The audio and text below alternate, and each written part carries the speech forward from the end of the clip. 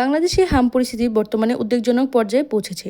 সম্প্রতি সময়ে খুব অল্প সময়ের ব্যবধানে প্রায় 250-এর বেশি শিশুর মৃত্যু এবং হাজার হাজার শিশুর হাসপাতালে ভর্তি হওয়ার ঘটনা গোটা দেশকে এক কঠিন বাস্তবতার মুখোমুখি দাঁড় করিয়েছে। এই চিত্র নিঃসন্দেহে দেশের জনস্বাস্থ্য ব্যবস্থার উপর বড় ধরনের চাপের প্রতিফলন।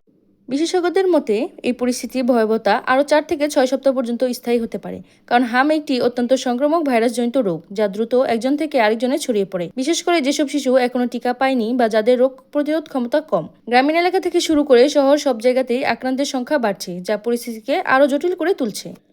এই সংকট মোকাবেলায় সরকার দেশব্যাপী টিকাদান কর্মসূচি জোরদার করার উদ্যোগ নিয়েছে। লক্ষ্য হচ্ছে যত দ্রুত সম্ভব অধিক সংখ্যক শিশুকে টিকার আওতায় আনা, যাতে সংক্রমণের হার কমানো যায়।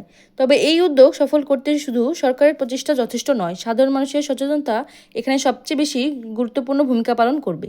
সবচেয়ে বড় চ্যালেঞ্জ হলো সংক্রমণের শৃঙ্খল ভেঙে দেওয়া। এজন্য প্রয়োজন সমন্বিত উদ্যোগ।